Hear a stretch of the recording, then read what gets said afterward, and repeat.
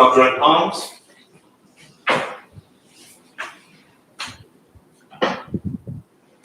And repeat after me. I take refuge in the Buddha. I take refuge in the Buddha. I take refuge in the Dharma. I take refuge in the Dharma. I take refuge in the Sangha. I take refuge in the Sangha. Keeping the palms joined.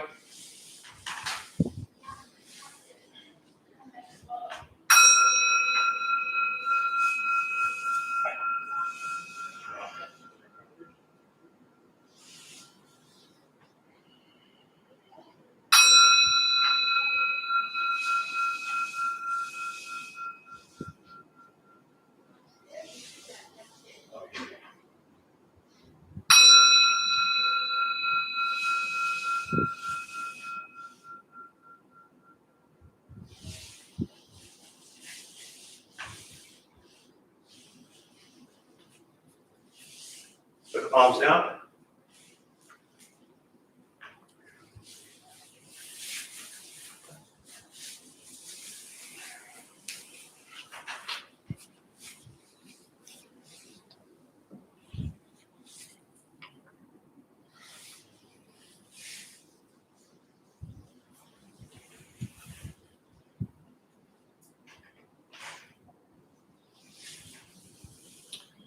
All right, good evening, everybody.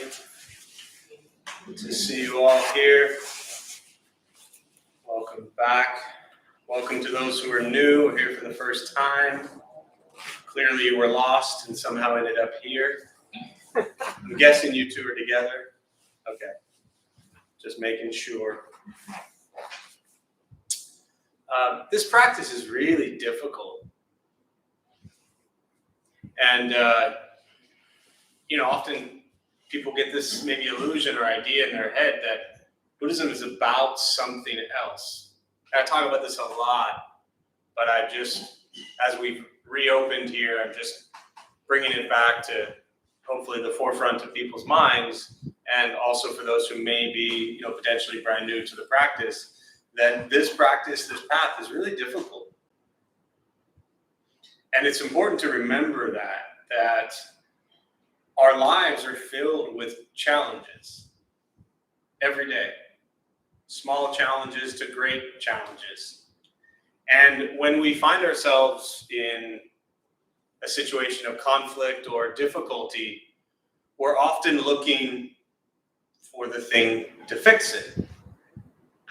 I think that's what many people do. We have a problem in our lives, a difficult situation in our lives, and we want to find the solution. And very often people think that Buddhism is that solution. And I am always very diligent, I guess, at reminding people that Buddhism is not the solution. The solution is you. You are the solution. Now, that may be really wonderful if you alter or change certain things in your life. But if knowing that you are the solution and you continue repeating the same behaviors and actions, also known as karma, over and over and over again, then not much in your life is going to change. Therefore, the difficulties that you're facing will only continue. But once you begin to embrace that you are the solution to all of your problems, it's really liberating, because it puts the control, which is what many people like to have, usually over others or other things. But when you look at it in this context, in this lens, with regards to what I'm talking about, that when you begin to recognize that you have control over your reality, then your life can drastically change. That's very liberating. What would suck is if you spent your whole life thinking that something else has to happen, or someone else has to happen, or some thing or place or whatever else has to happen in order for you to find a sense of peace and happiness in your life. So it's really liberating to know that if you want to live a happy, peaceful life, you have everything in your possession right now to live a peaceful, happy life. You don't need anything else. You don't need anyone else. You don't need any other place. Meaning where you are, who you're with, what's happening with the people around you. None of those things control your happiness. You do. I mean, that's, to me, really good news. I mean, if we think about how much hope or whatever we put into other people or places or things making us happy, and then we look at how that works out most of the time, this option is really wonderful. And for me, the metaphor that I like to use, that I heard years ago, is that Buddhist practice is just a mirror. And when you look in that mirror, it reflects back at you. And that's it. So the challenge is, can I become fully aware of everything I think, everything I say, and everything I do, and begin to understand the intention behind those actions? So, I mean, that's, I think, the start of this practice.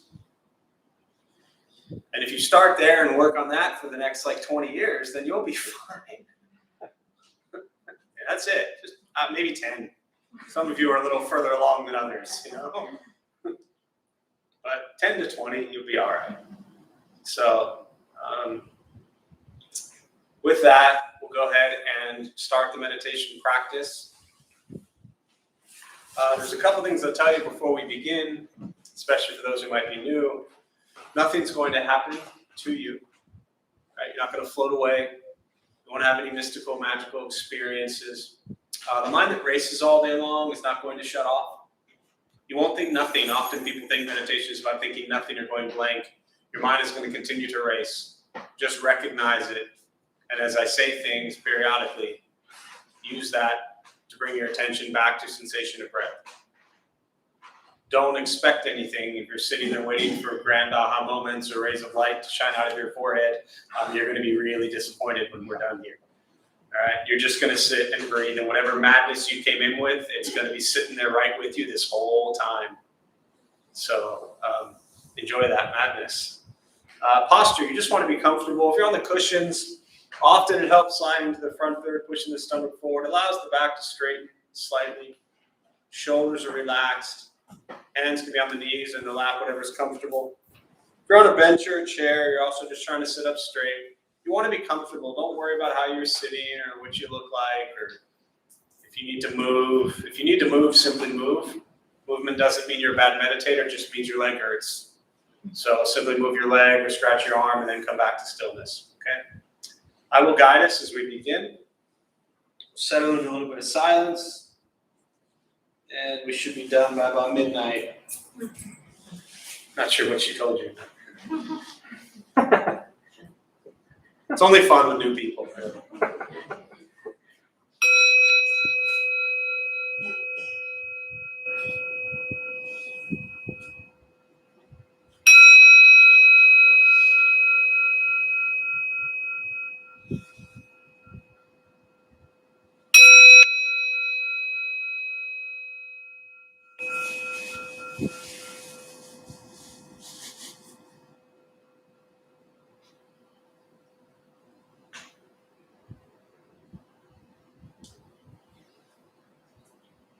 And starting with the eyes closed if comfortable, or slightly open.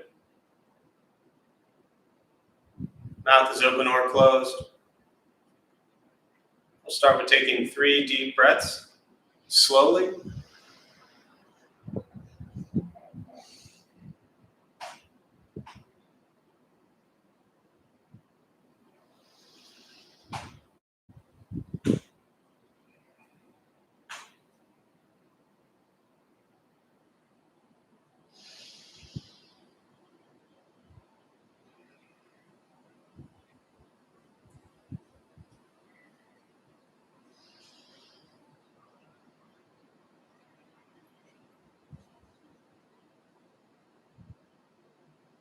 And eventually, settle into a natural rhythm of the breath.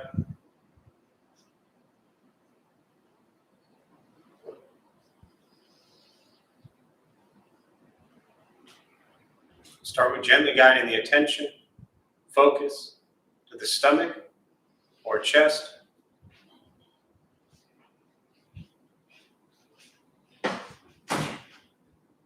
Breathing in, feel them rise. Breathing out, they fall.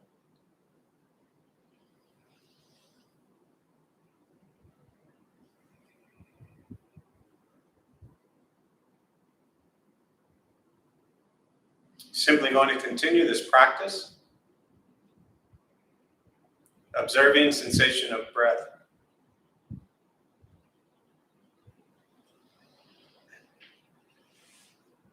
Expecting nothing but to sit and breathe.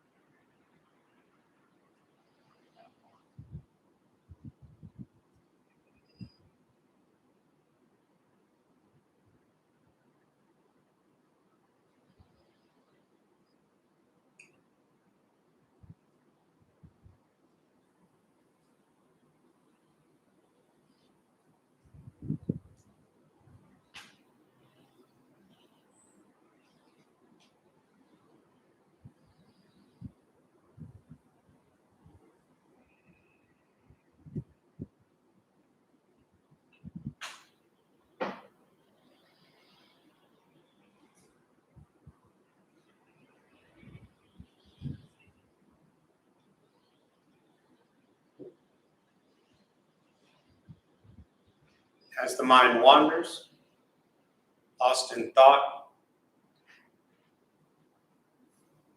recognize it, release that thought, return attention, focus to the breath.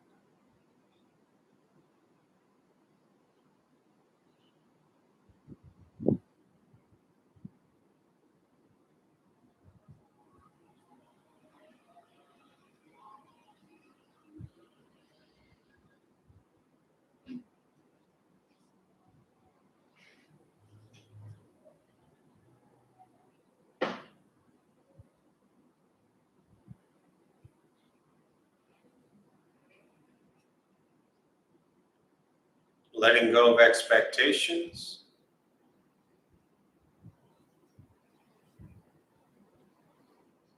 letting go of judgment from the practice.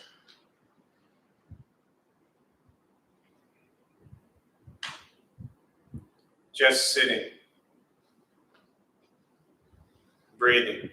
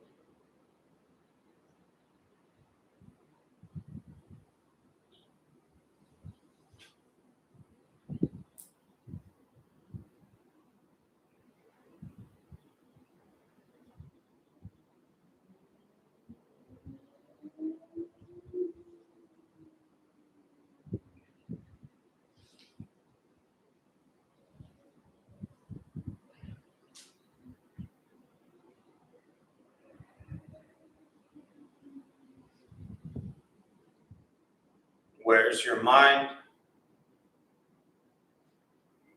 Lost in thought?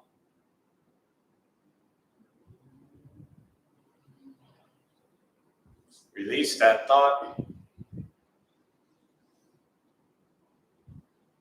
Return attention, focus to the breath.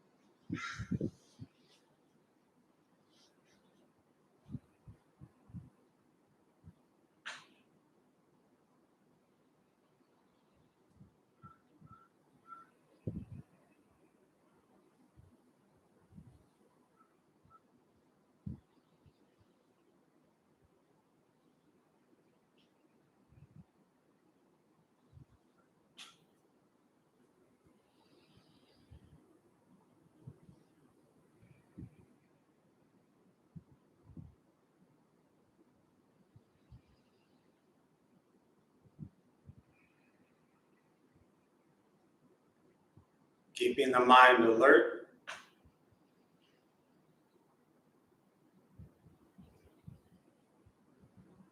Aware of each sound.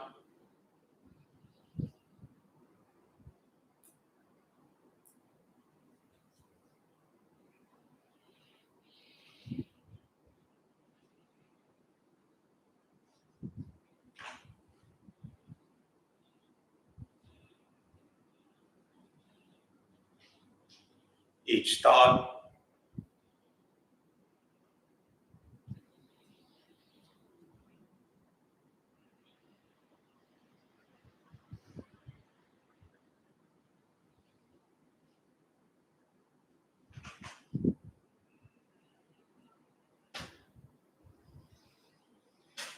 Each physical sensation.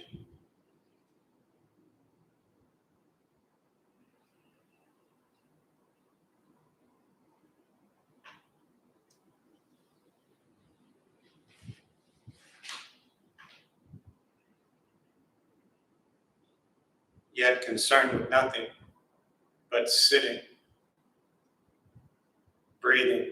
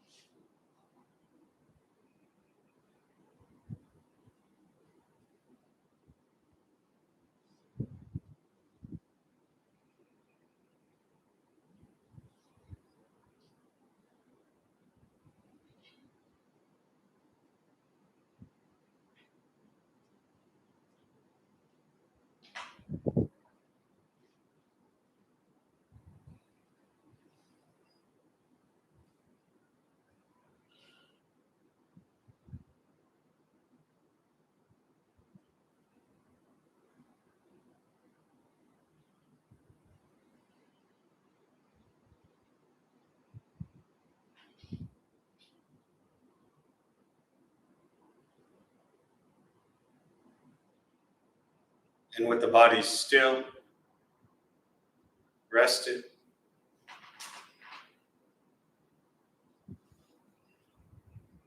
and the speech quiet, aware of all sounds.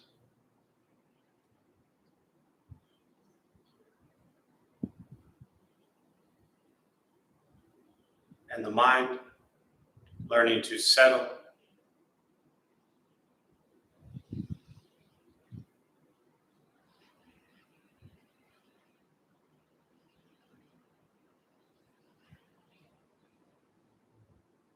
Know what it's like to just sit and breathe.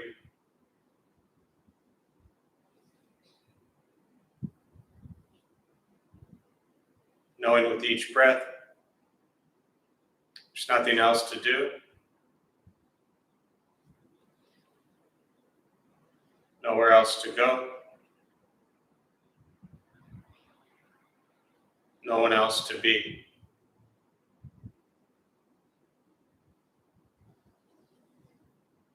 Everything beautiful, exactly as it is.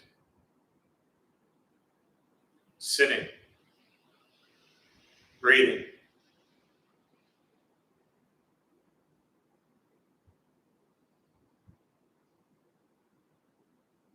Once again,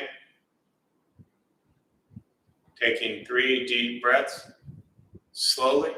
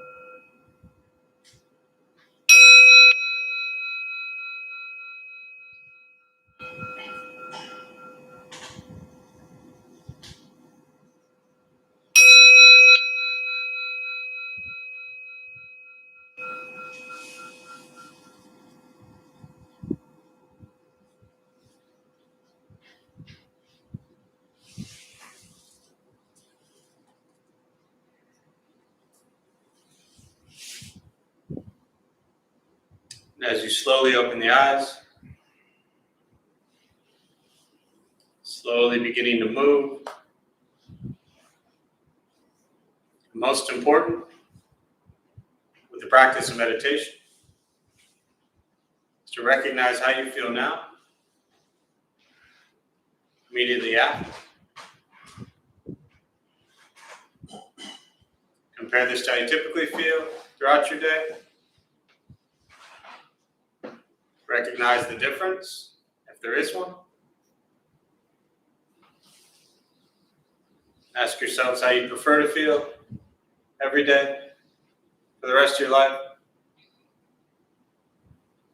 Realize however you feel now, if it's quiet, calm, and still, or a busy mind, racing mind, whatever you're sitting with at this moment, has nothing to do with anything I said. It's nothing to do with how we sit and hold the hands or cross the legs. It's nothing to do with the sounds around us or anything else for that matter. It's everything to do with your own mind and your own mind's reaction to an external condition. This is what the Buddha called pratitya samuppada. It means dependent origination. This is the basis of the Buddha's awakening. The word Buddha simply means awakening. He was a human being, no different than any one of us, who began to understand why he suffered, why he got angry, sad, depressed, stressed, anxious. He began to understand the causal relationship of all phenomena. What that means very simply for all of us, regardless of where you come from or what you believe in or where you think you're going, your whole life is filled with things that happen. You react. More stuff happens. More reactions. That's it. This practice is learning what it's like to respond to something quietly, peacefully, still. Because for most of us, the way you responded to the last 20 minutes is quite different from how you respond to everything else that's happening throughout your day. And so all we're working on is closing the gap where the way you feel now is closer to how you feel always. Just as driven, motivated, productive, successful, whatever that means to you in your respective lives. But with a mind that's steady, clear, focused, distracted by nothing, disturbed by no one. This is not an easy practice, as I spoke about earlier. It's not necessarily fun. Meditation, Buddhist practice is not an escape. It's direct perception into the present moment, and sometimes that present moment is incredibly difficult. Meditation is free. Buddhist practice is free. Sitting, breathing, allowing yourself time to just settle and becoming aware of what you think and what you say and what you do. This is your life. And your entire life, you have this opportunity to become aware of what you think and what you say and what you do. So for me, this practice has never been about Buddhism or being Buddhist. It's kind of this attraction that draws people in. Let's check out that thing that's from a faraway land, from a long time ago, that has the image of these peaceful people. Let's see what that's about. And then here you are, realizing that all of that stuff doesn't do much for you, but you. You're the one that chooses what you think, what you say, and what you do. And when you cultivate a daily meditation practice, which I'm a big fan of, every day, I don't care if it's 3 minutes, 5 minutes, 2 hours. I encourage people, especially if you're new or you don't have a daily practice, 5 minutes a day and that's it. Just 5 minutes. You don't need 20 minutes, you don't need an hour, you don't need a whole, event. Just take 5 minutes every day and sit and breathe. Once we stop trying to change, fix, control, manipulate everything and everyone around us, and we work on changing our mind and our reactions to the world around us, life gets simpler. Someone asked a question Saturday morning, how long do I meditate every day? And I think they were relatively new, and so they hadn't heard me talk on this before, and I'll just bring it up very briefly. And my response was 5 minutes every day, and that's it. And you could see the shock on their face. Wait, you're sitting up here, you're hitting a bell, you're telling us all this stuff, and you're telling me you only meditate 5 minutes a day? Yes. I got way too much stuff to do to sit around and do nothing. Right? Anyone seen the movie Goodfellas? One of my all-time, it's top 3. Maybe top 1, it's really hard. I don't want to get into a debate over my top 3 movies, but it's definitely top 3. And there's a scene where, we keep the temple PG, so I won't go into details of what's going on, but he's running around everywhere doing everything, and the helicopters are chasing him, and he's in this room doing this, and that room doing this, and this room doing that. None of it good behavior. Not the point of me bringing up this story. But the scene, and I've described my life like this for a long time, where he's just running around like this person whose helicopter's flying overhead and there's a million things going on. And I've always felt like that was my life. And that hasn't really changed much. So when I say I only sit for 5 minutes a day, that's the reality. Maybe once in a while I'll sit longer. But and when I lead meditation here, this is my meditation practice. I'm not leading. I'm not this isn't about you all. I'm just sitting here doing my 20 minutes meditation, and that's great. This is my opportunity to sit 15 minutes longer than I normally sit. So thank you all for being here. Because if none of you were here right now, I would have just sat for 5 minutes and gone on to do something else. But I bring this up because, again, kind of the theme that I talked about at the start of tonight, which is you have your lives. Your lives are very busy. They're very hectic. You have a lot going on, whatever it might be. And that's never going to change, most likely. You're always going to have a bunch of stuff to do. The question is, where is your mind at when you're doing it? How settled are you when you're doing it? And what's your intention like when you're doing it? Once we stop thinking that our life is separate from Buddhist practice, we begin to really, I believe, understand what Buddhist teachings are really about. And to me, that's what makes this such a beautiful practice for lay people, meaning we're not monks, we're not nuns. We're not living in monasteries. Right? We have all the worldly pleasures and possessions and distractions that we want, all right there for you. What do we do with all of that? That's what this practice is, which is why I find it so beautiful that, initially it was a practice taught to monastics. They had renounced worldly pleasures and possessions and shaved their heads and put on robes and, they left that life. But that's not us. We're not doing that. Sometimes you might want to. Sometimes it might seem easier. But trust me, I've lived in that environment. It's not easier. Because whether you're a monk or nun or not, whether you have a, 9-to-5 job or not, you know what you have with you your entire time? Yourself. And what are we often trying to run away from? Yourself. So learn to be with the life that you've cultivated up to this point. It's probably a lot better than you might often think it is. Learn to appreciate it, learn to have gratitude for it.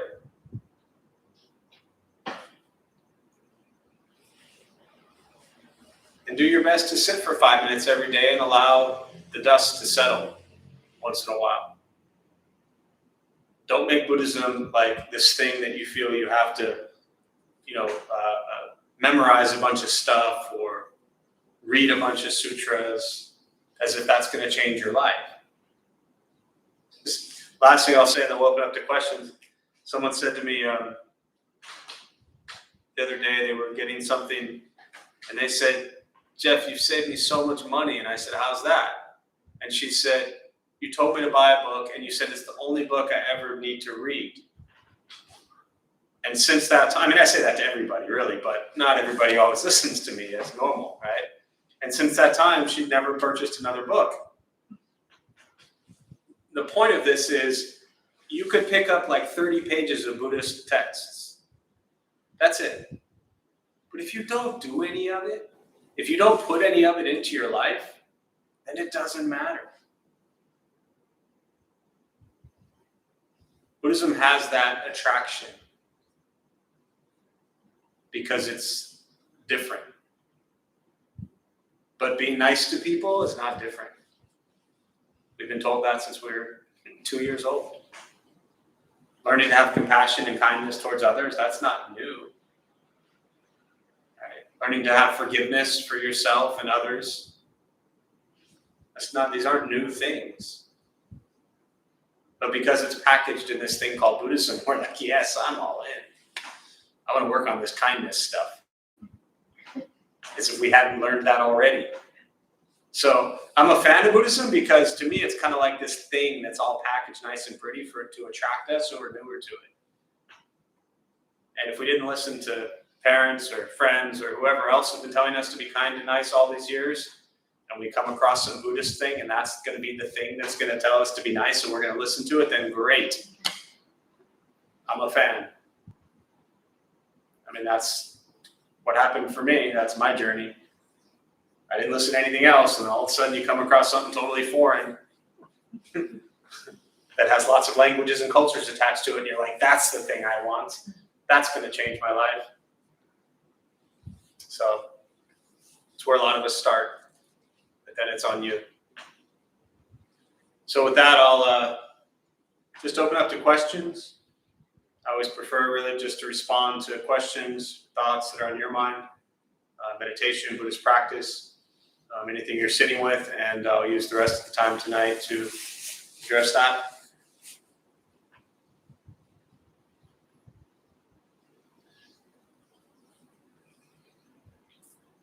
Yeah.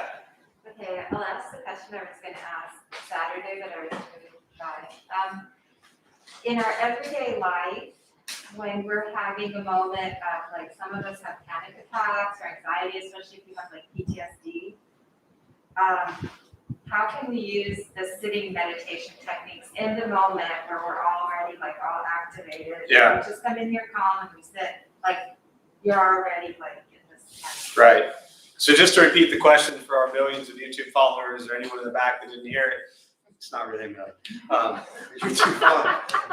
That's twice.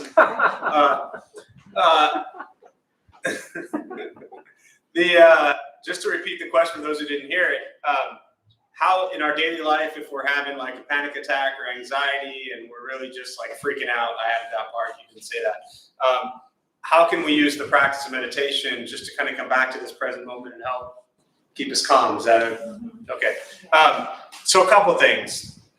2 ways to look at this. The first one right now might not help you at all. But the first thing is, the more you practice a daily meditation practice, then the easier what I'm about to say is going to be.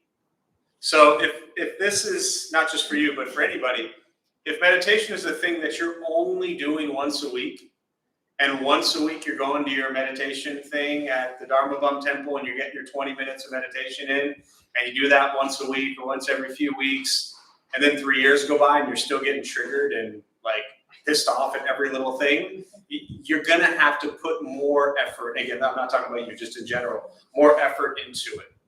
So the longer you practice sitting quietly every day, it's like anything we strengthen, right? You ever run a marathon? No, I haven't either, right? If you went out tomorrow, tried to run a marathon, either any of us who haven't run one, tried to run one, it would be a little bit rough, yeah? I'd be done after like half a mile, okay? But if you train for it and you build up to it, maybe you can do it. Or at least a lot better than you could do right now, right? Anytime, anything you are working towards, you practice. And it becomes easier as you go. So that's the first part, is to understand that sitting every single day, 5 minutes, every single day. Do that for 3 weeks. Then take a week off. See the difference, right? Recognize that, hey, I've been doing this for 3 weeks. It's going well. I've taken a week off. I'm triggered a little bit easier. That should hopefully reinforce you to come back to sitting every day. What stops people from sitting every day, kind of like I spoke about earlier, is thinking that it has to be a big event, or it has to be a class, or it has to be 20 minutes, you know, or you have to have your favorite app. Like, just sit. There's a great book by a Zen teacher. It's called Sit Down and Shut Up. Right? I mean, it's a little shocking. Like, was a Buddhist book saying that? But that's really what it's about. Like, just sit down and get quiet. Not his approach, and that's great, but that's the message.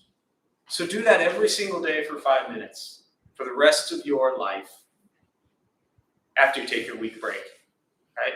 And then the second part of that, really to your question, is when you do this more often, what I'm about to say becomes much easier, because I use another example of somebody, he's actually downstairs right now. Tom, years ago, was started coming to meditation at the old Buddha Free location. And, you know, at the beginning, I asked people to join palms, and I'm facing that way, so I don't know whose palms are joining. I don't care whose palms are joining. It doesn't matter. I do it. And for the first, like, year and a half, I mean, he was, you know, he's pretty skeptical of, like, everything.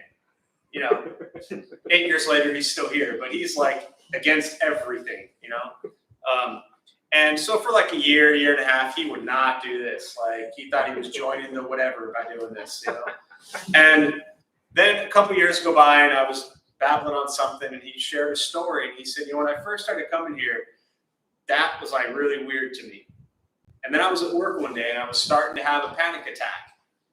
And all of a sudden, sitting at my desk, I put my palms together, and I immediately got calm. Now, that's just one example.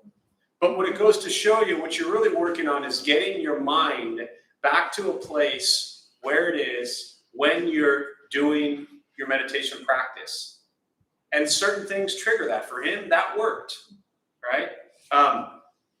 Anything that can bring you to the present moment. Stopping. There's a great acronym.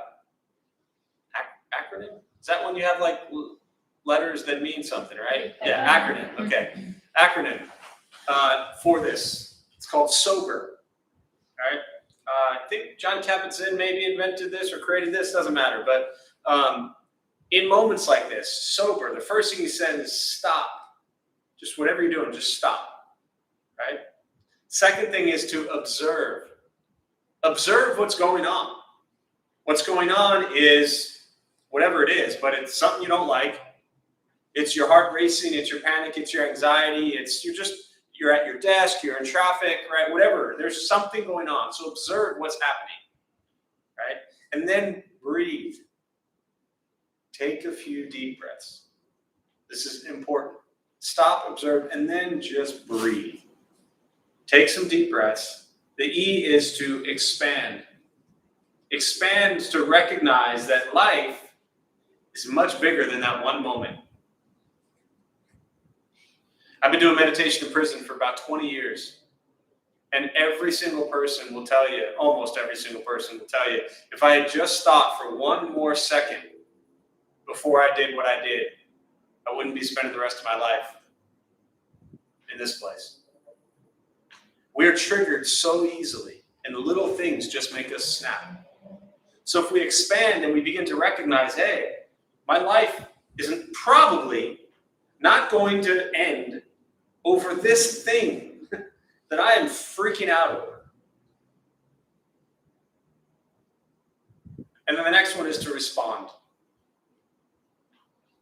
to whatever the situation is. Stop, observe, breathe, expand. I think expand is critical. To recognize that whatever this moment is, whatever chaos you've had up to your point in this life, you mentioned PTSD, things like that, whatever, all of that stuff that we carry, to recognize in that moment that doesn't have to be your entire life. So, is that helpful? 2 examples. Yeah. You'll develop whatever works for you, but yeah. Especially the daily practice, which is something I don't do. I don't Right. have time every day. Yeah. It becomes, for a lot of people, it's like, I get it. I mean, it's how I started. It's how most people start. Buddhism is this thing. It's like, yeah, I'm going to go to this thing. And then you're going to go back to your crazy life. So make it more than just something. Make it a part of your crazy life. Like integrate it into your life. And that's where the daily practice is really key. So, yeah. Other questions? Yeah. Yeah. Oh, yeah. Yeah, sorry. Sorry, you're good. So this session is titled Introduction to Buddhism. Yes. And is the goal here for me to come to this and then go on for eternity by myself? Or- No. No, okay. No, and no. So I've been leading this specific class twice a week for probably for about 12 years. 2 different locations. I have always called it Intro to Buddhism. And I always will. I don't believe in this practice having advanced or stages. I definitely don't think people should be off on their own, right? Like introduction and then you're off on your own. Nor am I suggesting that you spend the rest of your life here. But it's definitely not something that says, okay, here's your hour discourse on Buddhism and now you're set free, right? Because this didn't do much for you other than scratch the surface that says, okay, maybe this stuff, are you like brand new to this? Oh, yeah. Like this is day one. Yeah, perfect. Okay.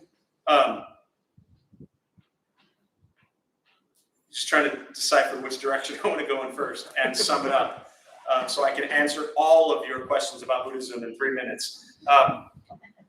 The first would be to abandon any idea, especially with Buddhism, but I suggest this with anything in life, of a goal.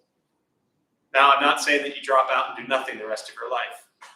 But what I'm getting at is remove the word goal and look at intention, right?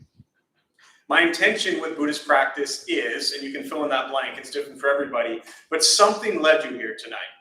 Whether somebody dragged you here or you came on your own, there was some intention that said, I'm curious. I want to learn to meditate. I'm tired of being angry or depressed or sad or anxious or miserable. I'm searching for something. There's something inside all of us that leads us to this moment. For me, I was angry, depressed, and pissed off all the time. And I realized I could only be that way for so long. That was what drove me to Buddhist practice 18 years ago. And what I've learned along this way is that it's never about having a goal of getting to what's next. Buddhism is really the opposite of that, where it's learning to be with every moment as it arises. And in being with every moment as it arises, there is no goal. There is just, can I be present with something? We are present with things in our lives very rarely. We think about the past constantly. I'm angry, I'm sad, I'm depressed because of what happened in the past. And once you go through 5 years of doing that, then you're like, okay, now I'm going to worry about my entire future. Now I'm going to sit here and I'm going to be stressed and anxious and worried and fearful about what's coming up. So our minds are never just present. So Buddhist practice becomes really a metaphor for the rest of your life, which is, can I just be with things as they are? I know you asked a very simple question, but there's a lot to that question, which is really beautiful, which is, what the heck do I do with this the rest of my life? Right? And my suggestion is, go very slowly. The heart of this teaching is learning to be nice to yourself and everybody else you encounter every moment of your life. That's the beginner's class. So what's your name? Ty. Pat? That's all right. TY. Ty. Once you, Ty, can go through a day and be kind to yourself and everybody and have no greed, no anger, or no ignorance throughout your day, call me. And I will tell you where the advanced class is. Right? I mean that very seriously. Like we built this place to introduce Buddhism to local folks who are brand new. Because it's neat.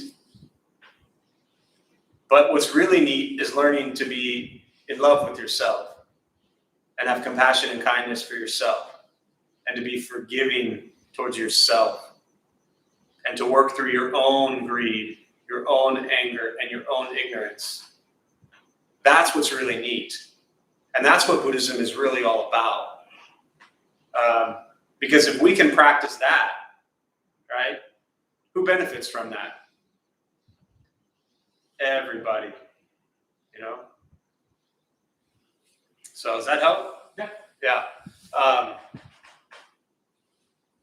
Yeah. Thank you. You're welcome. Good question. Other questions?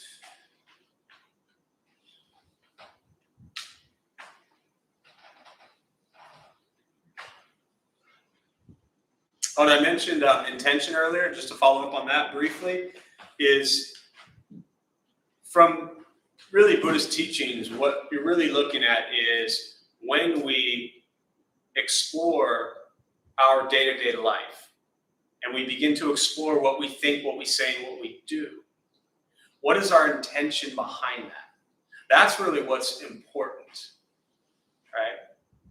And the reason I bring this up is because often people have this idea that Buddhism means that you're just very passive and you become like a doormat, that people walk over you, and that because you're Buddhist or into Buddhism, that means you don't care. And that's really not the case at all. I mean, my two greatest Zen master teachers, one of them, I really didn't like her at all. And she was fierce. You know, but her intention was to help me cut through my own ignorance. Right? Often what we need in life, often for a lot of people, is someone to just hug us and tell us that everything is going to be okay. Most people can find somebody like that. I mean, even if you walked up, in non-COVID times to a complete stranger, this might sound kind of weird, but just work with me here for a minute, and said, you know what, I'm just having a rough day. Can you give me a hug? Right? Most people can get that.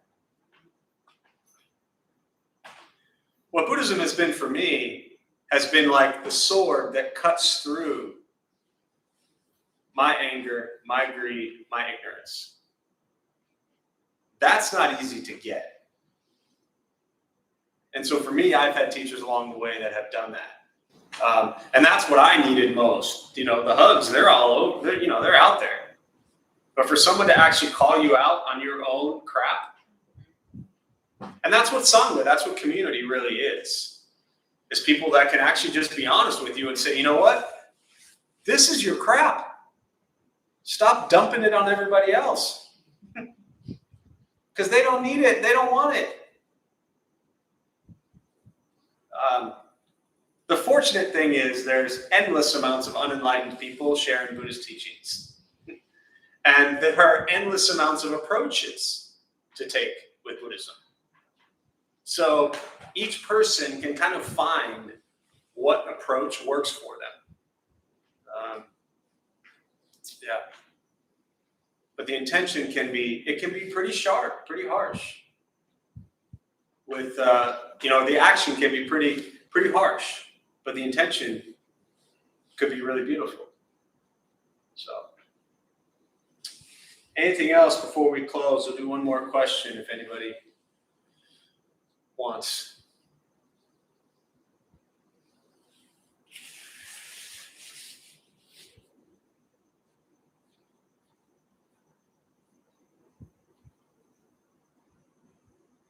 Yeah. I'll have another one. That's right, yeah. I like to hike a lot, and I try to sort of meditate while I hike. Do you have any suggestions about while you're walking in nature, how you can use that as a Zen experience? Yeah, there's so Thich Nhat Hanh, the Vietnamese Buddhist monk, great Zen master, he taught a lot about moving meditations. And so specifically a question with hiking, with nature, a wonderful place to do it. But beyond hiking in nature, and I'll talk about that in a second, really everything you're doing, and the Buddha taught, sitting, standing, walking, or lying down, is all a meditation. The word Zen comes from Chan, Chinese Chan, Japanese Zen, comes from the word jnana, knowledge, gnosis. It's an experience of the present moment. So learning to be present with things as they are. The way we use Zen in our culture, other than it being on like Zen water and Zen cereal and Zen everything else, is, we put Zen in front of things like it's this beautiful thing, right? Laying in I'll close with this pleasant thought. This is a real pleasant night, but I just think this is the best way. You know where the Buddha took his disciples to meditate? He didn't take them to observe the pretty flowers, although I'm sure they did that once in a while too. They didn't go to the mountains to look out at the streams and the oceans and the rivers. He took them to the charnel grounds to see decomposing bodies. I know, a pleasant image for us all at a very emotional time. But what he wanted his disciples to understand is this is what happens to all of us. We have this physical form for a short period of time. And we too will end up. This is the core Buddhist teaching of impermanence. No greater way to recognize that than to meditate on the impermanence of the physical body. So since we know that's the end game, that's what happens to all of us. There's no escaping it. Don't waste your life being angry, miserable, or sad, or depressed, or anxious. There's too much beauty out there to experience. Don't waste anything. And one of the beautiful things to experience is nature and mountains, back to your question. But, I go on tangents. When you're hiking, just hike. Don't look at the phone. Don't talk. I mean, if you're on a hike with somebody, talk. But, Just feel the feet on the ground, listen to the sounds, listen to the birds chirping, the animals, the wind blowing into the trees. Like, just be present with what's happening. Not worried about what everybody else is doing or thinking, or what you're wearing, or what your phone says, or what the temperature is, or what kilometer you're at, or how many people you've passed, or what their shoes looked like. I mean, just walk and be present with walking. That's the meditation. The present time awareness, the experience of the present moment. That's the meditative act. And you can do that when you're eating. You can do that when you're everything. Be present with what's going on. And understand that each moment is impermanent, so appreciate it. Appreciate the beauty of what we have. Appreciate the ability to walk. A lot of people out there can't walk. We all, unless I missed it, have the ability to walk. Someday maybe we won't. A lot of people right now don't have the ability to walk, and a short time ago they could. Do you even appreciate being able to get up when we wrap up here in a few minutes and walk out this door? Appreciate your legs working. Before we go to complaining, not that any of you do that, I'm sure, but just in case.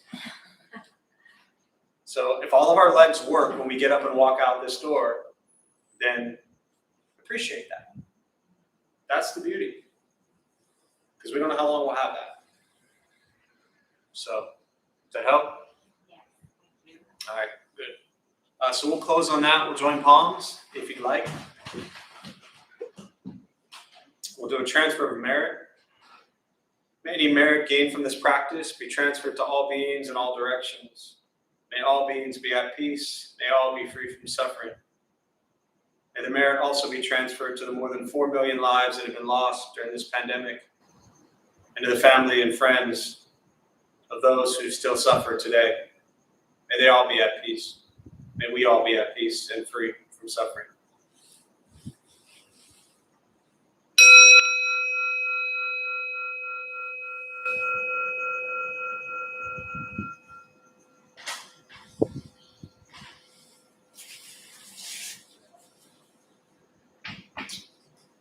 So a few quick announcements. Thanks all for being here. My name is Jeff.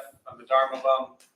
We opened up this place 15 years ago, as I mentioned earlier, to introduce Buddhist practice to those who show up. Those of us who lead, we're not monks, we're not nuns, we're not gurus, we're not masters, we're not teachers, we're not looking for students. We're just practitioners. We do our best to take our understanding of Buddhist teachings and put it into terms that hopefully make sense to those who show up. Every night we have different practices going on. Again, back to your question, we have different people who lead each night. All of us are very different, which is a really good thing. 7 of me would suck. And so every night we have a different person leading. We shut down for 16 months.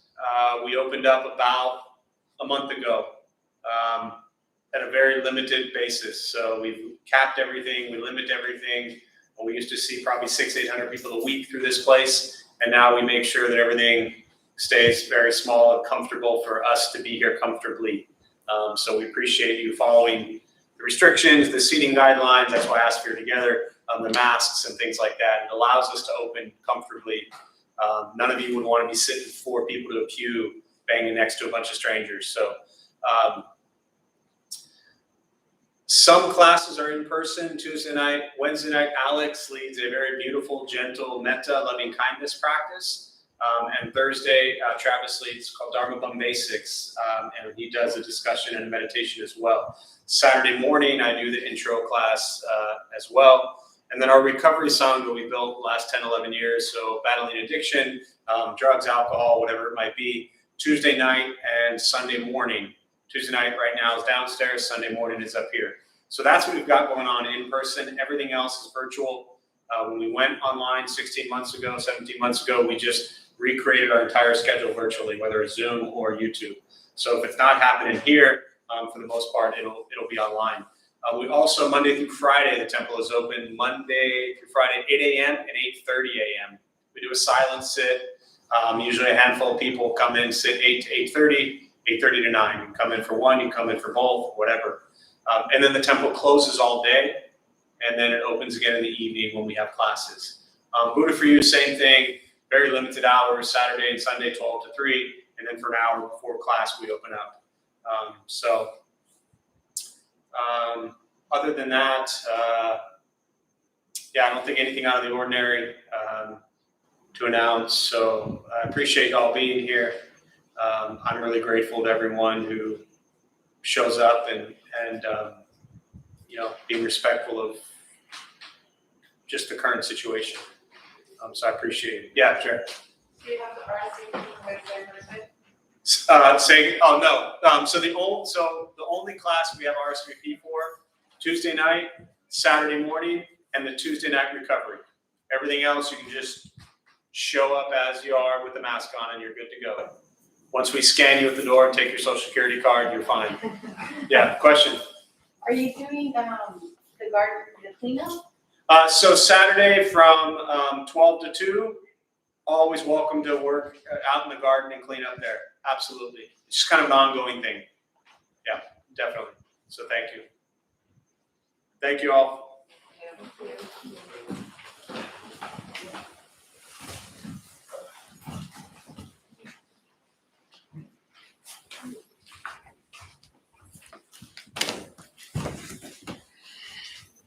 Thank you to the millions of YouTube followers out there.